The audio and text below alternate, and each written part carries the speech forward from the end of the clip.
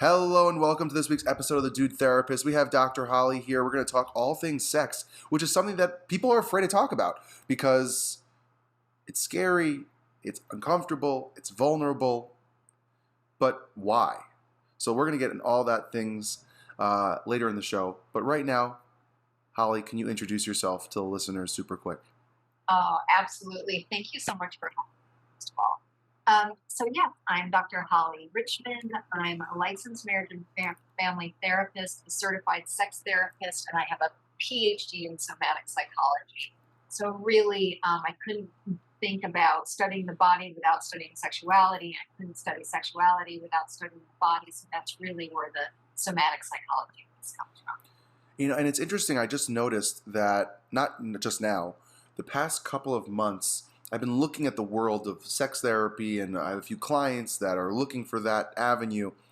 I really have only found LMFTs that are sex therapists. I don't find a lot of other licensure letters in the mental health world becoming sex therapists.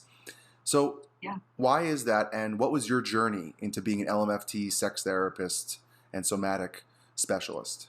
Yeah, so that's a great question. So, like most LMFTs, I got, my master's in clinical psychology, and I was in California at that time, and you have to do 3,000 hours of internship there. I chose the Santa Barbara Rape Crisis Center to do almost all of my hours. And I quickly learned I was taught very well how to treat trauma, but I didn't know how to treat the what comes next. And that what comes next to me is healthy sexuality and solid relationships. So I wrote my dissertation on the recovery of sexual health after sexual trauma. Decided to get the sex therapy certification as part of that, just to I really like to know what I'm talking about. So the sex therapy certification layered onto that, and then the PhD in somatic psychology onto that, because, well, the somatic piece, yes, sex and the body go straight together, but I'm a somaticizer, meaning my body will know something's wrong with me long before I do. So I will get all kinds of symptoms physically. And until you really figure that out, that mind body bridge, I walked around for many years thinking I'm crazy because all the doctors were like, yeah, there's nothing wrong with you. There's nothing wrong with you. And I was having a lot of physical symptoms. So, of course, I think with every therapist, the journey is always a little bit personal, less than professional. So I love working with survivors of sexual trauma. I expanded my practice to work with couples, erectile dysfunction issues, pain during sex, non-traditional sexual expressions, consensual non-monogamy, memory, really all facets of the sex education and therapy world, just because working with sexual trauma 24/7, it gets to be a lot. It's a population I love, but it's nice to have a little bit of range in there A as little, well. a little diversity in your daily practice to not get so Yes. monotonous. And Yeah. it's just so interesting because I think that if you look at media or movies, let's say, the movie I always think of when it comes to a sex therapist is Meet the Fockers, right? Mm-hmm. That's what everyone I think Yes. thinks of is like this weird room with like pillows and it's Barbara Streisand doing like weird funky things, and they're very like open about sexual things in front of strangers, and she's naked, all the quote unquote weirdness of it. But truly, I find that sex therapy is such a intimate, beautiful experience to help someone connect with themselves so that they can then connect with another person. Absolutely. Where does that begin? Where does that journey begin of when you are on that journey of connection? Are we talking connection emotionally with yourself, physically with yourself? Is one more important than the other to start that journey and to connect with others? Hmm. I would say, so that the embodiment bridge, right? That idea of embodiment where our mind and body are really on the same page and we're integrated. It's pretty much a parallel process, but I would say if I had to answer your question specifically, I'm going to start with the emotional connection first, and then make sure that the body is feeling nice and safe and solid to come along as well. So, in the therapeutic container, just so all of your listeners can hear this, what we do is talk therapy. A sex therapist does not touch anyone. Now, I have a ton of wonderful collateral resources that I can refer you to if I feel like a hands on approach is going to be good for you. So, that's going to be a sexological body worker, Hmm. a surrogate partner therapist, a pelvic floor therapist, but sex therapists don't touch. So, we talk and we give a lot of body based homework. Hmm.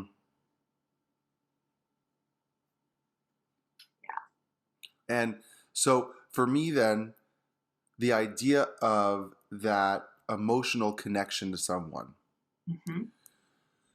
if we are having physical pain, whether it's vaginismus or things of that nature, especially for women, right?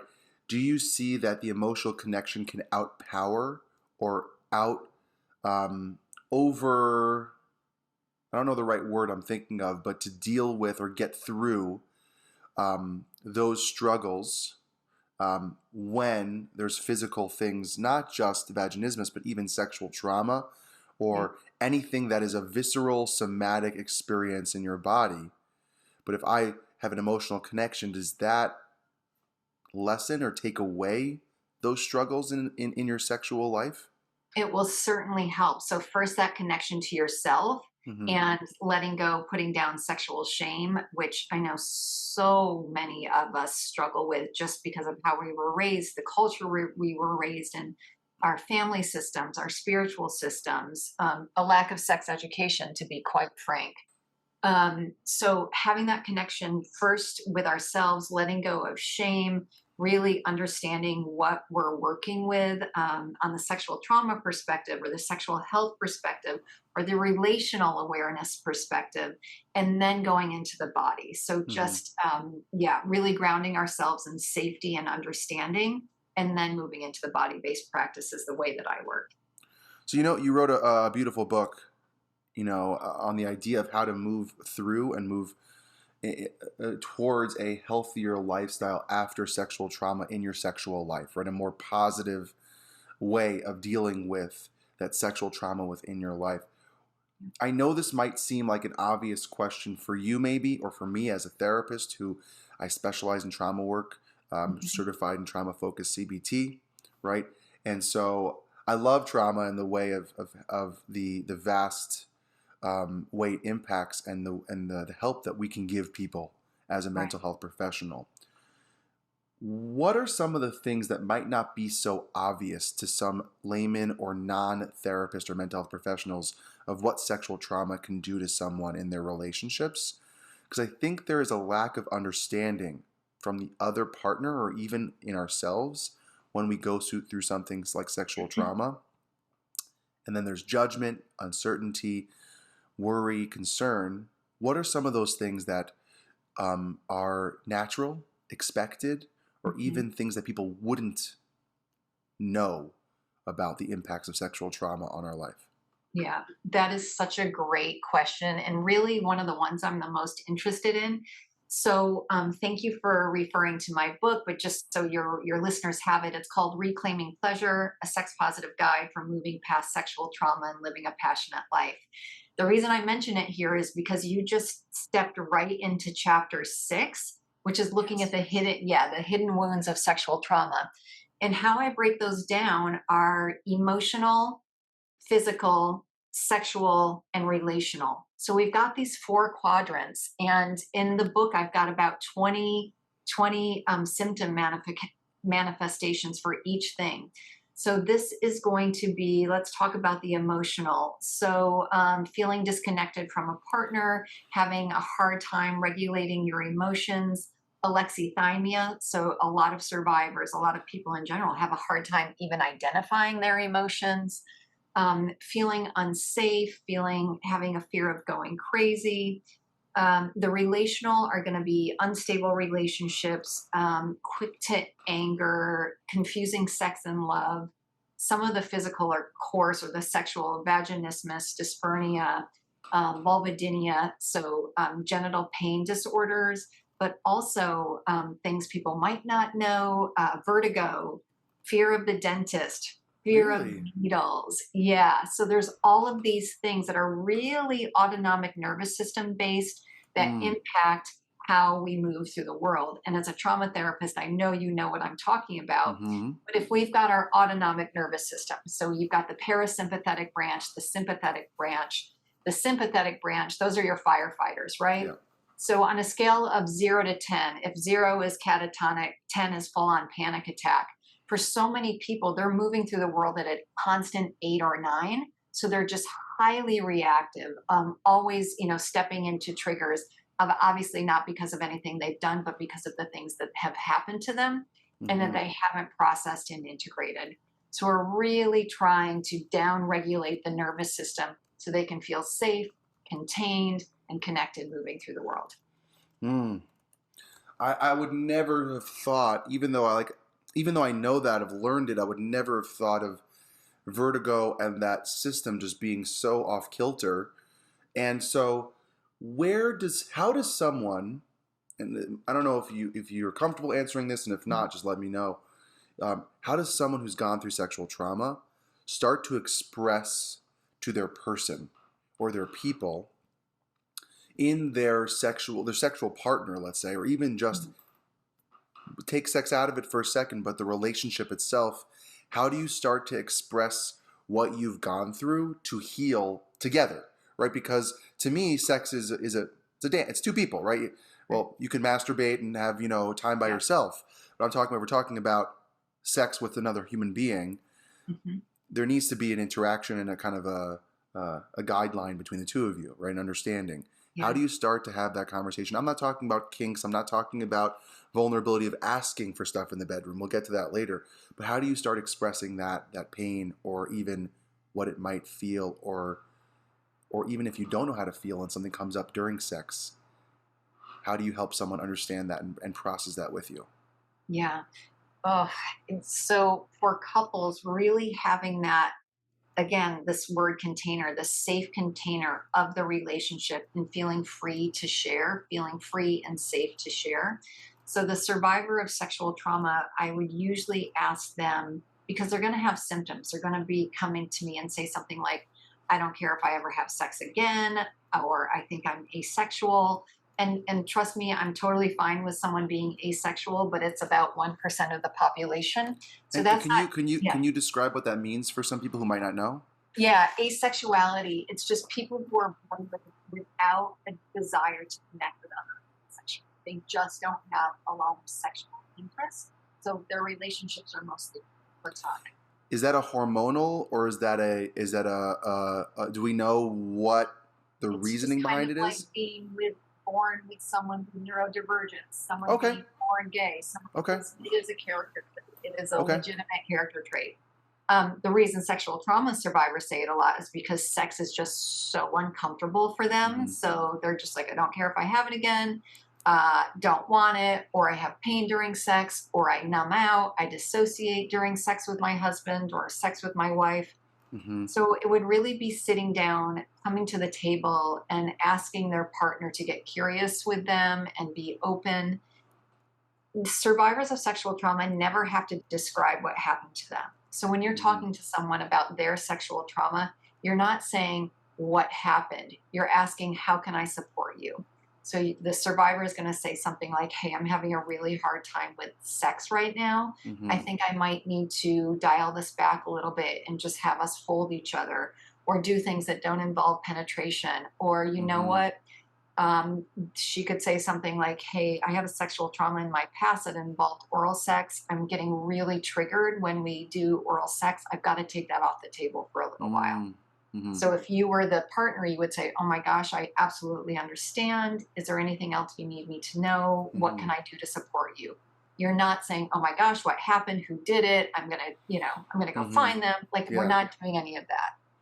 Yeah. Okay. And the idea is that because we want to create an environment, like you said, this kind of little bubble of safety, right? And Mhm. even if you look at the research of like the Gottman Institute, and when it comes to like relationship work, they talk about the power of the bubble, right? Right. It's like one of the Yeah. most like that repetitive thing in every book that they write is the bubble, right? The safety Yeah. bubble of.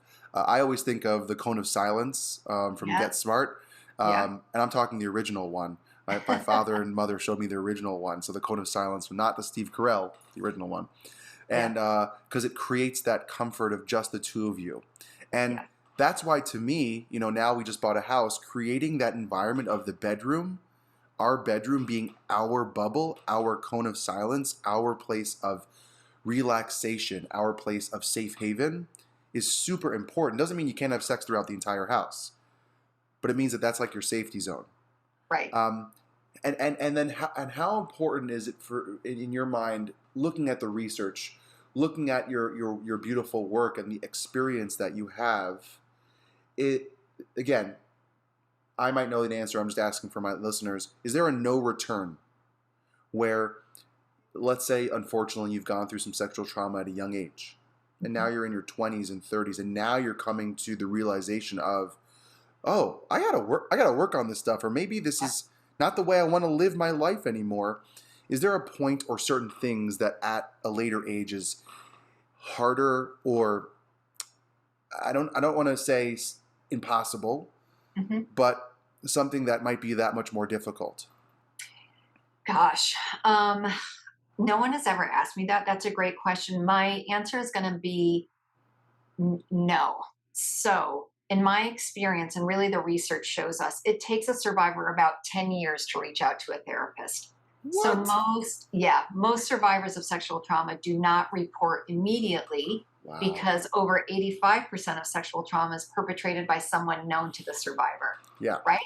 It's not stranger rape. It's not someone jumps out of the bushes. That's going to get reported, duh, Yeah. right? Like, but when you've gone out on a date, or when it's your boyfriend and or your an girlfriend uncle, or your uncle and she rapes you, or she does something so covert, it takes you a while, especially as a child, to go, holy cow, that was wrong. Like, Mm-hmm. that was not okay. And now maybe I'm struggling with substance use, or now I can't maintain a healthy relationship.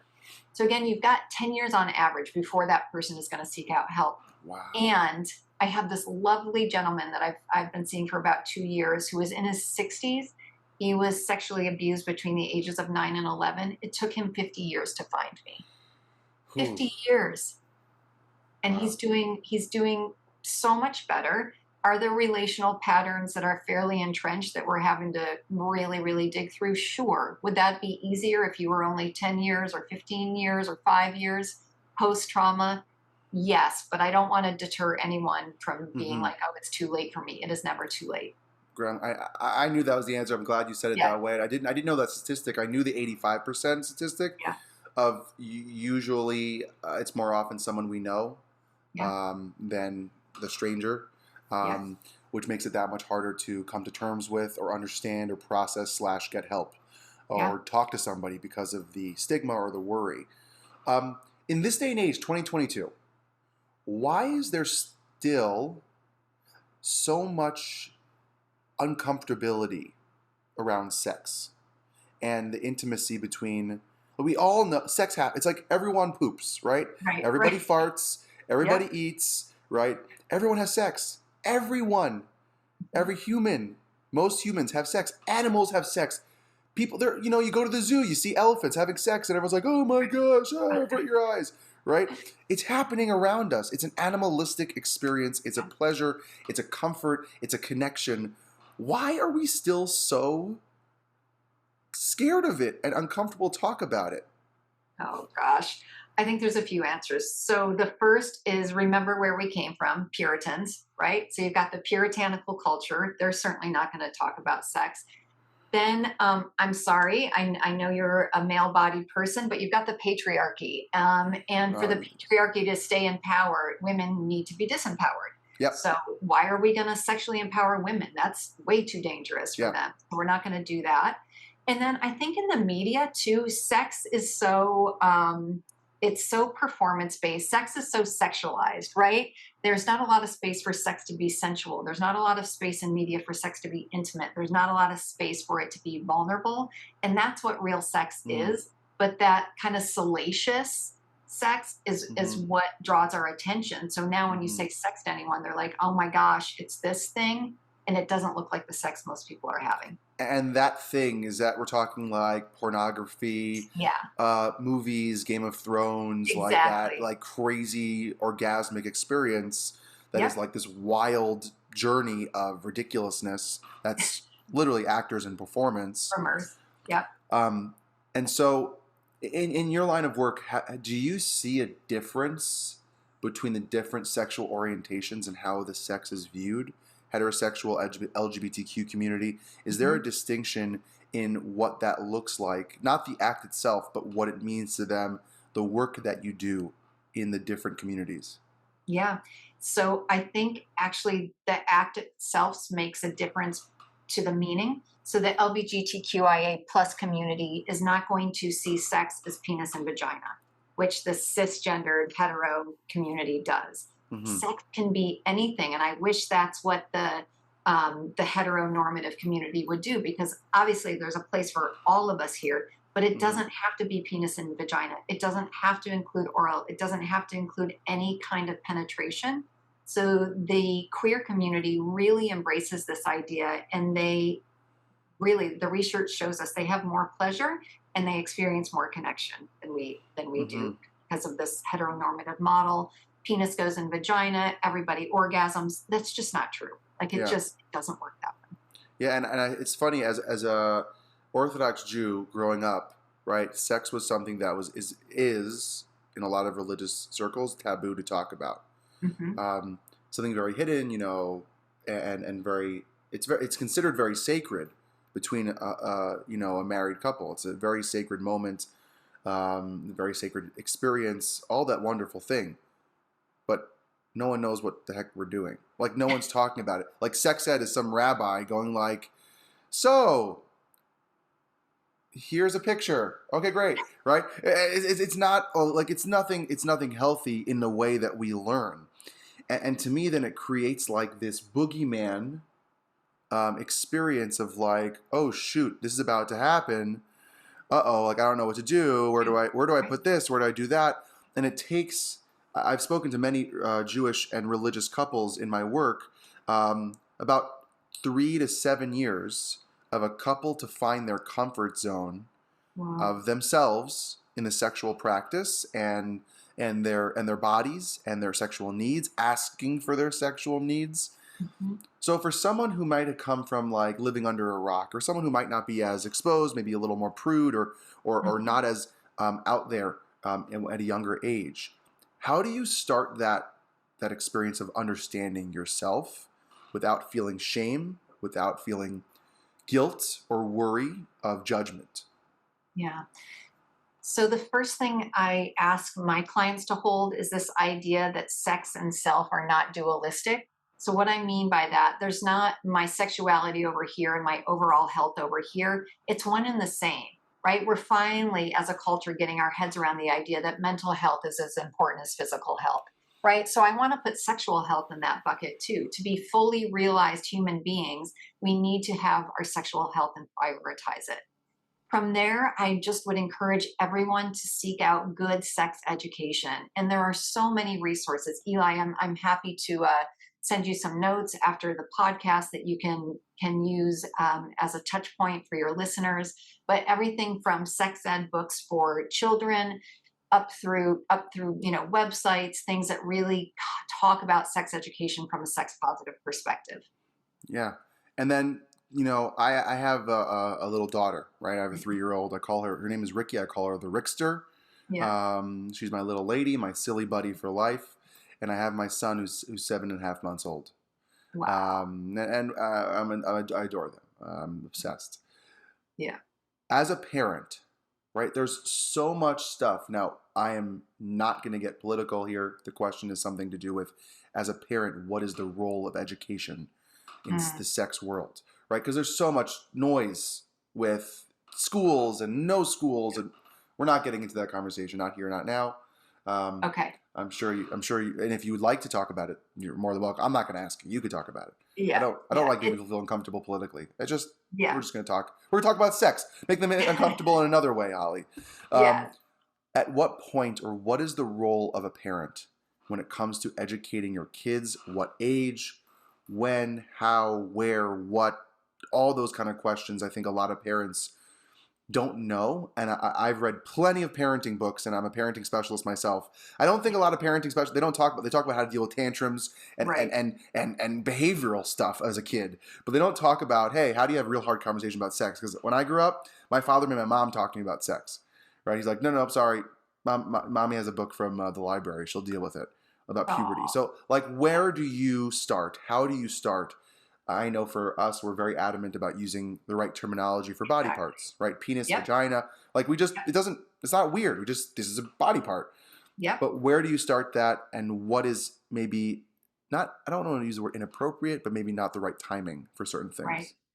Right. So you first of all, you've got to know your child. And Eli, I'm so glad that you use the right names for body parts, because if your child's going to the doctor and they've got pain, he needs to be able to say, hey, my penis hurts, or it hurts when I pee, and know what he's talking about. Or, oh my gosh, worst case scenario, if someone tries to touch them inappropriately, you get to say, hey, nobody touches your vagina, nobody touches your butt, no one touches Mm-hmm. near your penis, so that they have this language. And if you aren't shy about it, they won't be so shy about it. So they are just going to come to you with curiosity. If I can share a story. So I have Please. a 7 year old and a 9 year old, two little boys. We were walking, this was a couple months ago, and my littlest one looked up at me and he said, Mom, so dad's gay, right? And of course, I get the smile on my face and I turn to him. I'm like, I said, why do you ask that? He's like, because he's a boy and I'm a boy and we love each other.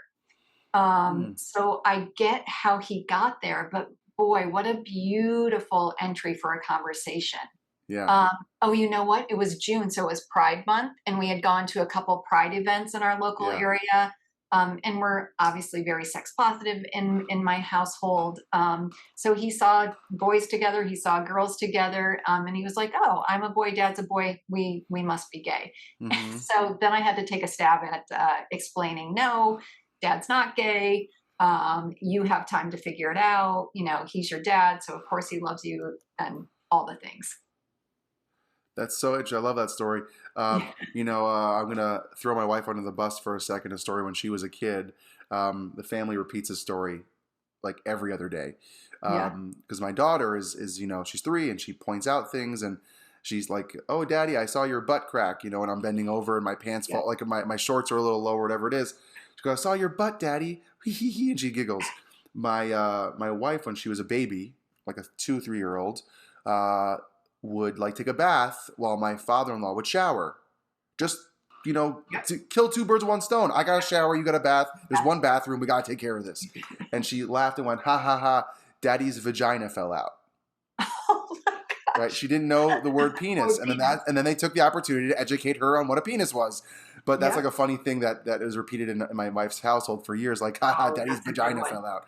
Right?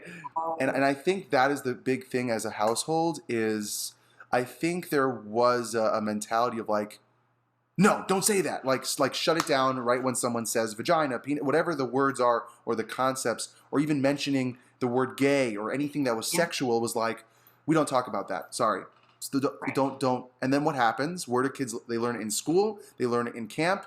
They learn it from other people who might not be educated or adults that don't know anything. Right? Where do babies come from? Right? I don't know. I was told as a kid they come from your butt, right? But that was a stupid boy thing. Like boys, like they come from your butt, and they're like, "Oh, okay, yeah, that makes sense, right? You're 6 years old, you don't know anything, Right. right?" But that education is super important because you, as a parent, have knowledge. It's really the parents in the United States. Parents really need to take responsibility for this. So your age appropriate developmentally, starting with the body parts is great. Starting with concepts like gay, straight, as they get older, and then relational models, Mm-hmm. and how children identify. And I know this is such a sticky subject for a lot of people, so I don't want to tread into it too far.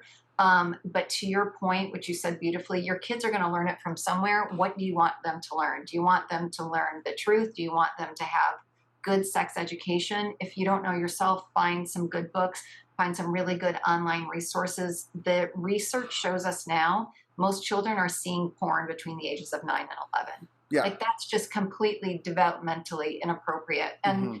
please know I'm pro porn. I'm not anti porn at all, but I'm also pro knowing that it's not sex education, it's not realistic, it's a performance, it's actors, it's actresses. So we just need to be clear about what the boundaries are. Yeah, and then when it comes down to the idea of having hard conversations with your partner about open relationships or even um, different or changing things up in the bedroom that hasn't been, whether it's a year into your relationship, 15 years into your relationship. I worked with a couple a while ago where the girlfriend asked for an open relationship, and it blew up in her face as Mm. this, like, how could you? Am I not enough? What's wrong? Right? A lack of understanding and a lack of acceptance and a lack of just validation of vulnerability. And we worked on that, right? Great. Yep. But so many people are afraid Yeah. to ask such a vulnerable, intimate thing about sex, right? Classic, sex is, it's okay, it's not so crazy. You have sex and you're done. But things that might not be considered the quote unquote norm or out of someone's comfort zone, how do you have that conversation? And how do you, as the listener, work on validating and not shutting down and dismissing, even if the answer might be no, or I don't feel comfortable with that. How do you ask in a good way, and how do you answer in a good way? Yeah. So you're leading with curiosity instead of criticism. So Mm-hmm. that couple that you mentioned where she wanted an open relationship, instead of coming in and saying, "Hey, I think our sex life sucks. I want to start sleeping with other people and have an open relationship." Like that is not going to work with her partner at all. Instead, she would sit down and say, "I'm really curious what you think about our sex life.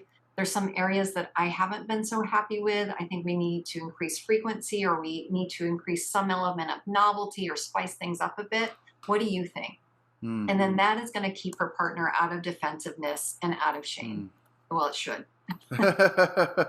You never know, right? You never Right. know. And for you, in the years that you're doing this, what has been some of the most common themes or things that you see struggles when it comes to sexual health or understanding of that somatic body to physical connection when it comes to sex and sexual life?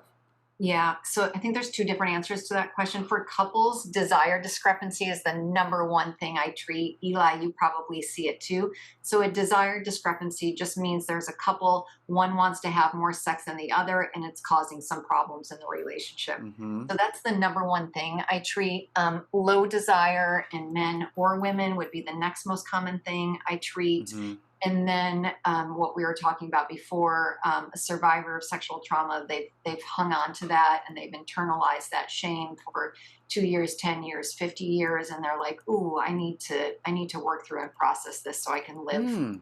a little bit with more pleasure." Yeah. Yeah, and then on the line of sexual trauma, is there a distinction between how either a female or a male will process and deal with that within a relationship? Not just sex. I'm not talking about sexual relationships. I'm just talking about general relationships. Is there a distinction in the research or in the work that you've done and how they express or deal with that past trauma? Yeah, I would say there's more commonalities than differences, but men still are going to internalize that, hide it, keep it secret a little bit more than Mm-hmm. women, especially if the man or boy was assaulted by someone who was of the same sex, and that man in his adulthood doesn't identify as gay or queer. Even if he did, but it can be really problematic. So, say there was a kid when he was 11 molested by his uncle. Mm-hmm. Um, he is so afraid to talk about that because there will be something like, "Oh my gosh, does that make me gay? Am I gay?" Like, then he's got all of his fantasies to process, but he still Mm. wants to connect with women. It just gets so complicated. Mm-hmm. And one of the last questions I kind of have is that for the idea of being comfortable, right, with sex, or even just that journey, right? It is an adventure and a journey with your partner. Does there need to be a change if things are good or great? Like, do we have to, make it exciting? And if we don't, does that create an automatic fizzle within the intimacy? Or is there a need to constantly be reassessing, understanding, trying new things so that the relationship doesn't fizzle out? No, there's no need to, if it's not broken, don't fix it, right? But it would Hmm. be, I mean, I would almost encourage my couples to have a conversation once a month, once every 2 months. Hey, how are you feeling about our sex life? Or after you have sex, what did you love about that? What would you want to do more of? So it's Hmm. going to constantly iterate through the lifespan. Eli, the sex you're having in your 30s is not going to be the sex you're having in your 60s for a Hmm. whole host of reasons. The sex you're having post a newborn coming into your home is going to be different than 2 years later. Like there's all of these situational factors that we have to pay attention to and give our partners some grace around. Hmm. And last question of the day before we get into Yeah. talking about some awesome stuff that you've been up to and all the great things that you do. Um, on that note, right? I'm married with 2 kids, right? Sex changes from when you're just newly married or even in a new relationship than it is when you have kids. How do you continue to connect or even reconnect and and have that sexual life when you're a parent, when you're tired, overwhelmed, just done, you're not sleeping, you're stressed, you're just taking care of many things, your mind's on so much stuff, and it's not that you don't want to connect with your partner, sometimes it's just hard because of everything else. So how do you keep things going? How do you keep things healthy? How do you keep things connected?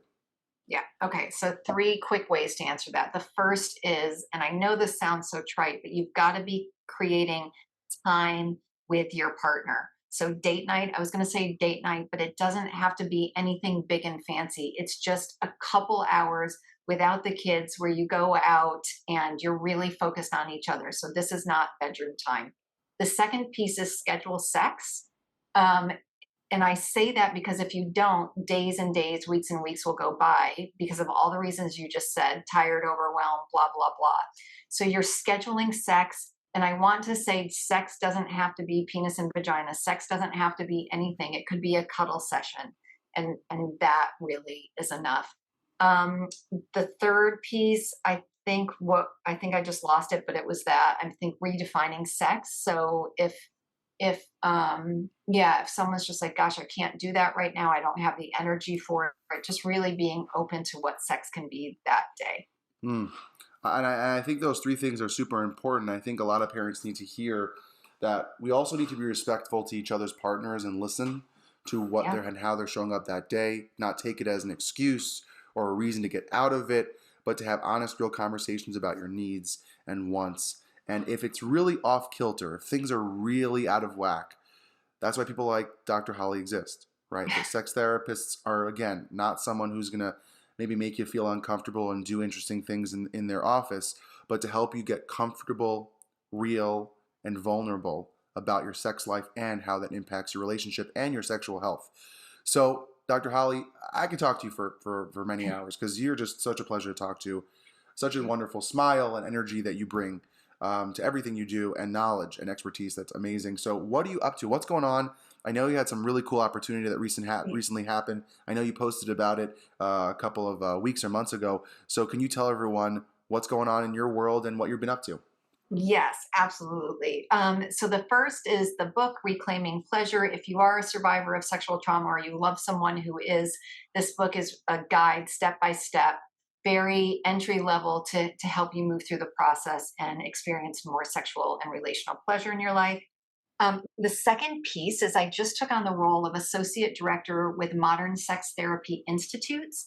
So if you are interested in sex therapy from as a practitioner, for sure, Eli, I'm sure you have other therapists listening to you a lot. So if you want your sex therapy certification or any kind of certificate in sex therapy, or if you are a lay person is just like, oh my gosh, I would love to take a quick course in sexual trauma or a quick course in LGBTQIA or a quick course in neurodiversity and sex, come on over to Modern Sex Therapy Institutes, and we've got lots of offerings there.